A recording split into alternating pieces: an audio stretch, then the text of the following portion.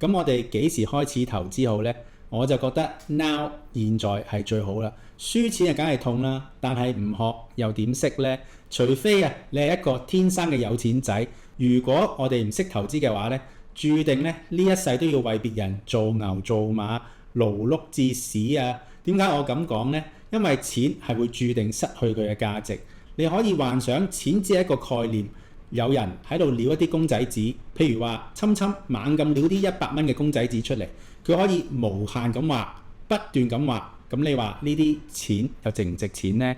而投資就係將呢啲失去價值嘅公仔紙盡快擺去一啲有價值嘅地方，例如話房地產啊、股票啊、黃金咁樣。咁你話啦，我哋係咪越快學識投資越好呢？可能你會問啦，咁錢貶值得有幾快啊？就有一個 Rule of 72嘅計算方法啦。譬如話通貨膨脹係3%，我哋就將72除以3就得到24年啦。即係話，如果3%通貨膨脹嘅話呢，我哋嘅錢呢，每24年呢就會貶值得翻一半。